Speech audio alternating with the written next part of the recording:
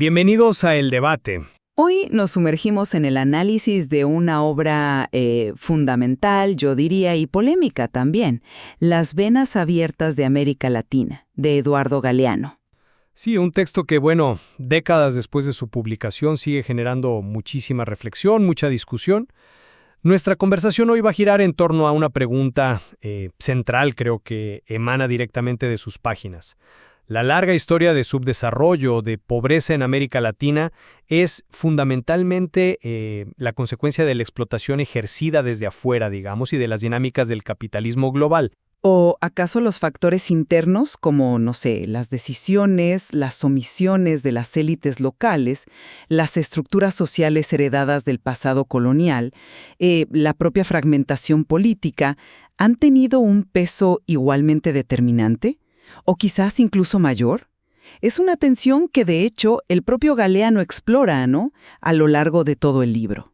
Y efectivamente, desde mi perspectiva, y siguiendo una de las líneas argumentales centrales del material, voy a sostener que la dependencia estructural y el sistemático saqueo externo han sido las causas primordiales que han marcado nuestro devenir histórico hacia el subdesarrollo.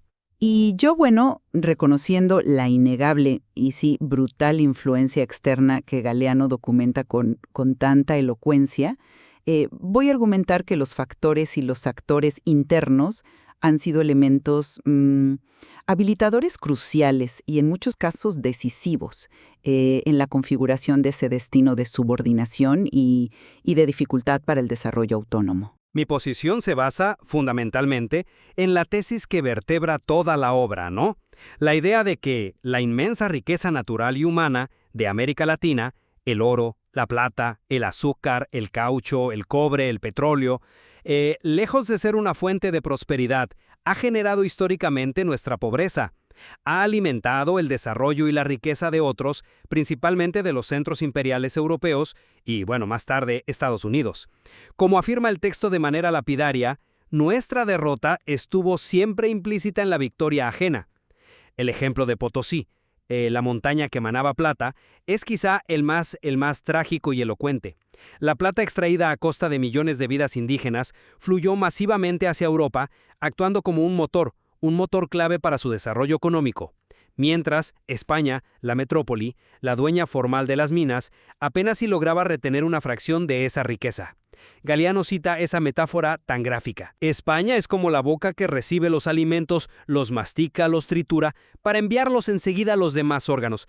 Es importante recordar además que el propio Karl Marx identificó este saqueo colonial de América junto con el de África y Asia como un pilar fundamental de lo que él llamó la acumulación originaria. Ese proceso histórico violento que sentó las bases para el despegue del capitalismo europeo. Incluso después de las independencias formales, el patrón, no cambió esencialmente. El libre comercio, promovido agresivamente por potencias industriales como Gran Bretaña, tuvo el efecto de arruinar las incipientes industrias locales que habían surgido en algunos puntos del continente. Los textiles en México, en Perú, Chile, Brasil, las artesanías en Argentina, consolidando así una nueva forma de dependencia económica, ahora centrada en exportar materias primas e importar manufacturas. El texto nos ofrece esa imagen potente del gaucho descrito por el cónsul británico Goodwin Parrish, ¿no?, vestido de pies a cabeza con productos ingleses. Un símbolo de cómo la estructura económica colonial, que nació subordinada a las necesidades del mercado externo y concentró la tierra, la renta, el poder político en muy pocas manos, no tenía ni el interés ni la capacidad para fomentar la diversificación productiva o un mercado interno robusto. Y esta lógica de dependencia, como argumenta extensamente el material, se ha perpetuado hasta tiempos más recientes, a través de mecanismos, modernizados. Las intervenciones condicionadas de organismos financieros como el FMI, el Banco Mundial, el control extranjero de sectores estratégicos, minería, petróleo, la deuda externa, la dependencia tecnológica. No es casual que el texto recoja aquella advertencia de Woodrow Wilson: un país es poseído y dominado por el capital que en él se haya invertido. Yo planteo una lectura complementaria, diría, aunque con un énfasis distinto. Reconozco sin ambajes la brutalidad de la explotación externa que Las venas abiertas documenta de forma tan tan vívida, tan exhaustiva. El saqueo, la intervención, la imposición de condiciones desfavorables son hechos innegables, atraviesan nuestra historia. Sin embargo, sostengo que enfocar exclusivamente la mirada hacia afuera nos impide ver, la otra cara de la moneda, el papel crucial que jugaron y juegan los factores internos, como elementos que permitieron, facilitaron y a menudo profundizaron esa dependencia. El propio texto de Galeano, si se lee con atención, ofrece numerosas claves en esta dirección. Por ejemplo, cuando señala la incapacidad de la propia España para capitalizar la gigantesca riqueza extraída de América. Los españoles tenían la vaca, pero eran otros quienes bebían la leche. Esa observación ya nos habla de una debilidad estructural interna de la metrópoli, ¿no? Una falta de visión productiva, una tendencia al despilfarro que, de alguna manera, se replicó, se magnificó en las élites criollas de las colonias. Quiero poner el acento, entonces, en el rol desempeñado por estas élites locales. Galeano las caracteriza a menudo como una burguesía de comisionistas, es decir, un grupo dominante que actuaba más como intermediario, como socio menor del capital extranjero, que como impulsor de un proyecto de desarrollo nacional autónomo. Estas élites terratenientes, grandes comerciantes, dueños de minas, se beneficiaron directamente del modelo agroexportador y minero. En lugar de reinvertir las ganancias en diversificar la economía o mejorar las condiciones de vida de la población, a menudo despilfarraban la riqueza en lujos importados, en mantener un estilo de vida ostentoso. Perfectamente esa mentalidad rentista, esa falta de espíritu empresarial productivo a largo plazo. Además, un factor interno fundamental que el texto subraya es la persistencia de estructuras sociales, económicas arcaicas. El latifundio improductivo, por ejemplo, que concentraba la tierra en pocas manos, limitaba drásticamente el desarrollo de un mercado interno de consumo masivo y expulsaba constantemente mano de obra hacia las ciudades o las minas. Esta estructura agraria, heredada de la colonia, coexistió y se articuló con la industrialización dependiente posterior, perpetuando la desigualdad. Tras las independencias, como señala el material, hubo un fracaso estrepitoso en romper con esta herencia colonial. La fragmentación política que frustró los sueños de unidad continental de figuras como Bolívar y la ausencia de una verdadera comunidad económica latinoamericana facilitaron la penetración de nuevas potencias. Y no podemos, claro, ni debemos olvidar el fenómeno del colonialismo interno. La sistemática explotación, marginación y desprecio hacia las vastas poblaciones indígenas y afrodescendientes. Una opresión mantenida y ejercida por esas mismas élites locales para sostener su poder, sus privilegios. El texto menciona, por ejemplo, la creencia extendida en ciertos círculos paraguayos de que los indios son como animales. Una muestra de cómo esta mentalidad racista, excluyente, era funcional al sistema de dominación interna. Cuando Galeano cita la profecía de Bolívar sobre Estados Unidos plagando a América de miserias en nombre de la libertad, es una advertencia poderosa, sí, pero yo sugiero que fue precisamente la profunda vulnerabilidad y fragmentación interna de nuestras sociedades la que abrió las puertas y facilitó esa acción externa. Entiendo tu punto sobre la responsabilidad de las élites locales, pero ¿no podríamos quizás matizarlo considerando el marco estructural en el que operaban? El texto de Galeano, en mi lectura al menos, las presenta frecuentemente no tanto como actores con total autonomía, sino más bien como caporales nativos, ¿no? Figuras subordinadas cuya función principal era administrar la explotación en beneficio de los intereses metropolitanos primero y de los nuevos centros imperiales después. La estructura económica impuesta desde fuera, hiperespecializada en la exportación de uno o dos productos primarios, limitó drásticamente sus opciones y configuró sus intereses de manera muy específica. Tomemos el libre comercio post-independencia.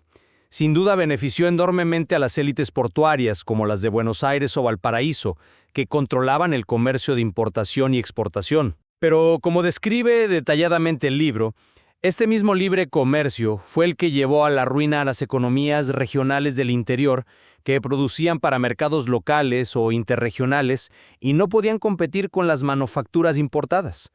No creo que actuaran en un vacío de poder o de opciones ilimitadas.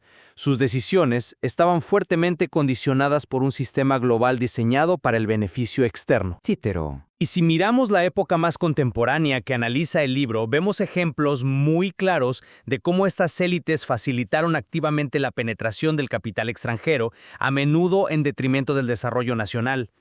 El proceso de desnacionalización de importantes empresas industriales en países como Brasil, Argentina durante las décadas del 60-70 es un caso paradigmático.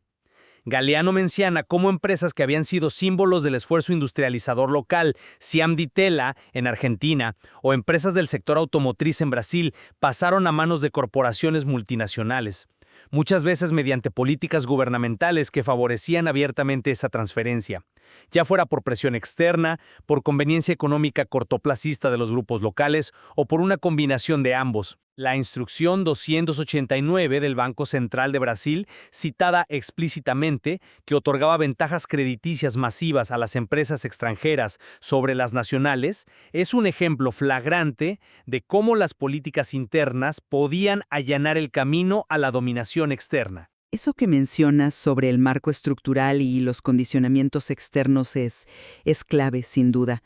Sin embargo, me pregunto si no estás minimizando la capacidad de agencia, de elección, que sí tuvieron esas élites locales en momentos decisivos. Si bien la estructura externa imponía límites, no determinaba mecánicamente todas las acciones ni eliminaba por completo las alternativas. Las élites tuvieron opciones, y el registro histórico que presenta Galeano sugiere que en momentos cruciales eligieron consistentemente el camino de la asociación subordinada con el capital extranjero, porque les resultaba más cómodo, más rentable, más seguro a corto plazo para mantener sus privilegios, aunque fuera a costa de un proyecto nacional más inclusivo y autónomo. El texto detalla exhaustivamente la falta de interés crónico de estos grupos en diversificar la matriz productiva, prefiriendo aferrarse al modelo de monocultivo o monoextracción de exportación que les garantizaba rentas fáciles. Describe, como ya mencioné, el despilfarro obsceno de la riqueza en consumo suntuario e importado, en lugar de canalizarla hacia inversiones productivas que generaran empleo, desarrollo local. Incluso cuando surgieron industriales locales con cierto éxito, como los hermanos Di Tella en Argentina, el libro señala cómo terminaron invirtiendo una parte importante de sus ganancias fabriles no en expandir y modernizar la industria, sino en la compra de tierras, replicando así la vieja mentalidad rentista y perpetuando la estructura latifundista que frenaba el desarrollo del mercado interno. El propio Lucas Alamán en México, un conservador lúcido citado en el texto, ya en el siglo XIX advertía sobre esta falta de visión nacional integrada. Señalaba la necesidad de que la riqueza minera de estados como Zacatecas sirviera para fomentar el consumo de las manufacturas producidas en Puebla, algo que no ocurría precisamente por la mentalidad estrecha y los intereses particulares de las élites mineras y comerciales. El sistema de dependencia, como afirma Galeano de manera contundente, resultaba racional desde el punto de vista de sus dueños extranjeros y de nuestra burguesía de comisionistas. Es precisamente esa racionalidad interna, esa lógica de beneficio propio de la élite local en alianza subordinada con el capital extranjero, la que considera un factor interno determinante y que no debe ser subestimado. Eligieron, digamos, ser socios menores antes que arriesgarse a construir algo propio y diferente. Precisamente en ese punto diciendo, sobre todo cuando examinamos los intentos concretos de desarrollo autónomo, de industrialización, que sí hubo en América Latina. El texto de Galeano documenta de manera profusa cómo estos esfuerzos, cuando desafiaban la lógica de la dependencia, fueron activamente saboteados, coartados o directamente aplastados desde el exterior, a menudo con la complicidad, sí, de sectores internos aliados a esos intereses foráneos. El caso más dramático y emblemático que presenta el libro es, sin duda, el de Paraguay bajo los gobiernos de Gaspar Rodríguez de Francia y los López. Galeano lo describe como un experimento casi único en el continente, un foco de resistencia nacional, que intentó construir un desarrollo endógeno, basado en la inversión estatal, sin recurrir a la deuda externa ni al libre comercio impuesto por las potencias europeas, llegando a desarrollar una industria siderúrgica y textil propia. La Guerra de la Triple Alianza, entre 1864 y 1870, instigada y financiada por intereses británicos y ejecutada por Brasil, Argentina y Uruguay, tuvo como resultado la destrucción casi total de Paraguay y el aniquilamiento de ese modelo alternativo. Es una prueba brutal de cómo se eliminaba cualquier desviación del camino trazado por el sistema de división internacional del trabajo, pero no fue el único caso.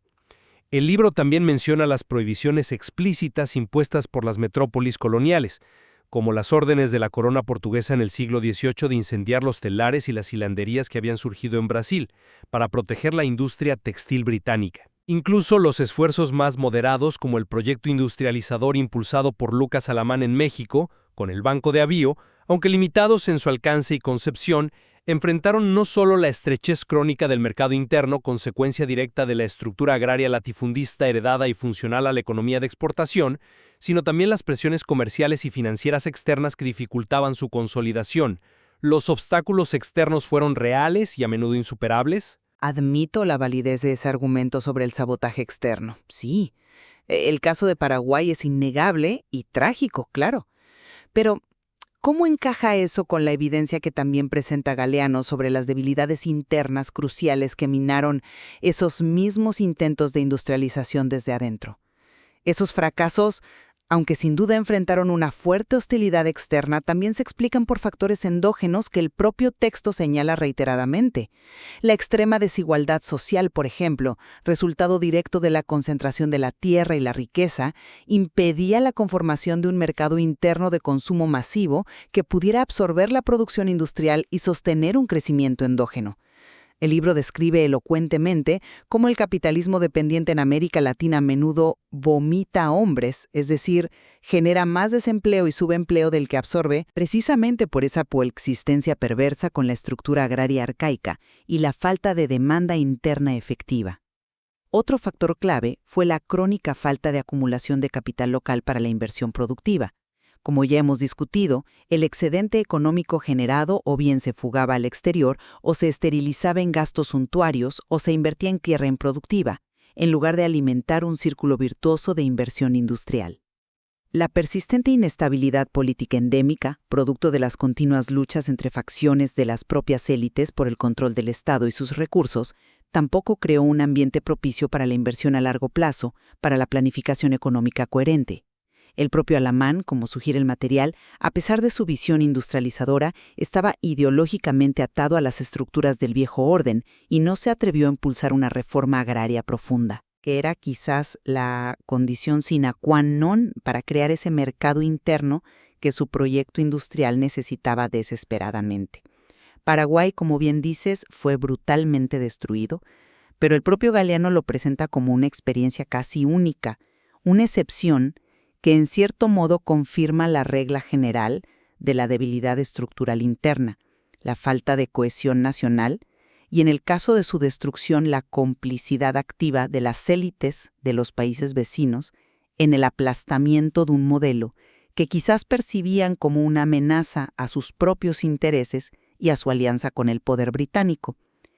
La vulnerabilidad interna, insisto, fue el terreno fértil sobre el que prosperó la agresión externa. Me resulta difícil aceptar esa conclusión como la explicación principal, porque la dependencia en la era más contemporánea que analiza Galeano sigue operando a través de mecanismos externos sumamente poderosos, mecanismos que limitan drásticamente el margen de maniobra interno, incluso si hubiera voluntad política para cambiar el rumbo. El control tecnológico es uno de los más evidentes.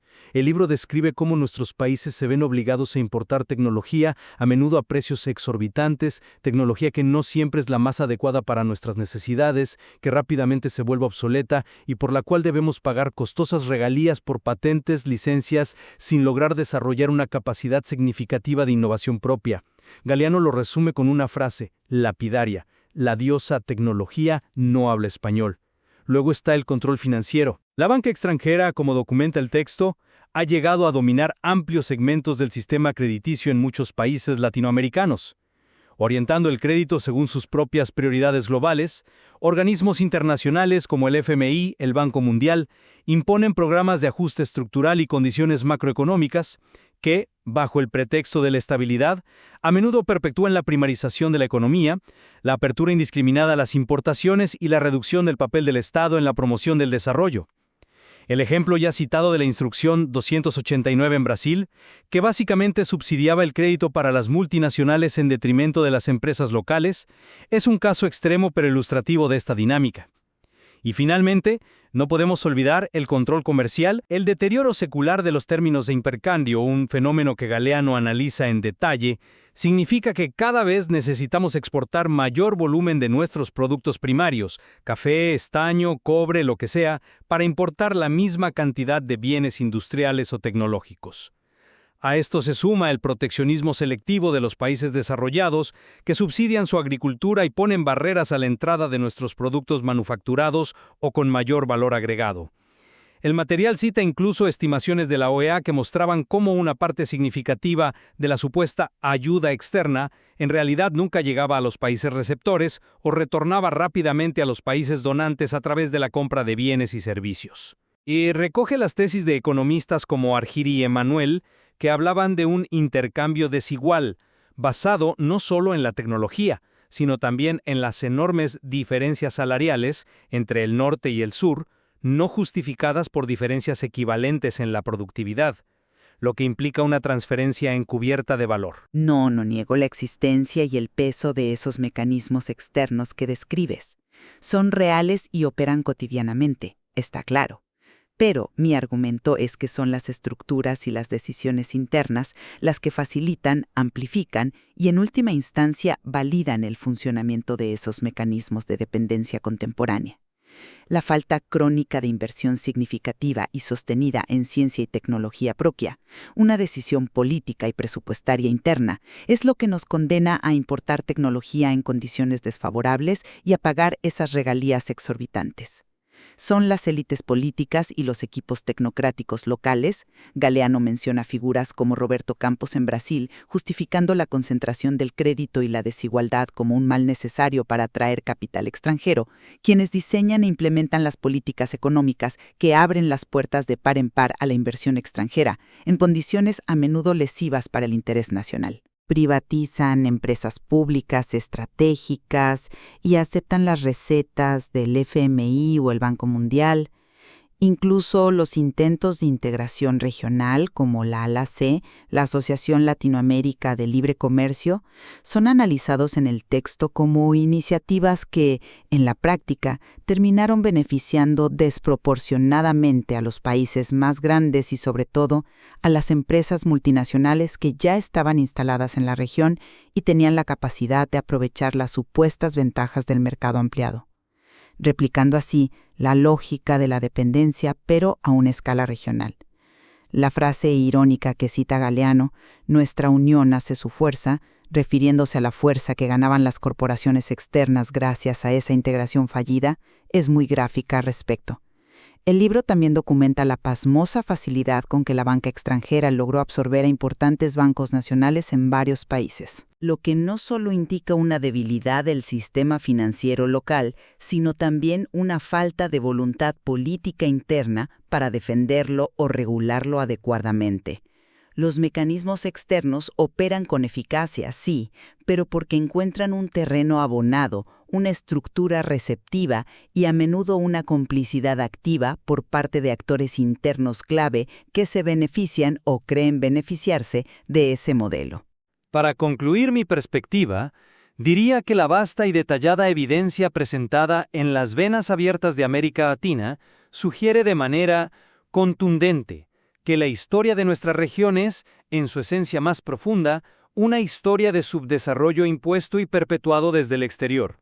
Los mecanismos de extracción y dominación han cambiado de forma a lo largo de los siglos, del saqueo colonial directo a las formas más sutiles de dependencia financiera, tecnológica, comercial, pero la lógica subyacente de subordinación de nuestras economías a las necesidades de los centros de poder mundial y la consiguiente transferencia de riqueza hacia ellos persiste. constituyendo el principal obstáculo para alcanzar un desarrollo autónomo, soberano y socialmente justo para nuestros pueblos. Yo, para cerrar, diría que si bien la presión, la explotación y la intervención externas son factores innegables, brutales y magníficamente documentados en el texto de Galeano, considero que no bastan por sí solos para explicar la totalidad de nuestra compleja y dolorosa trayectoria histórica.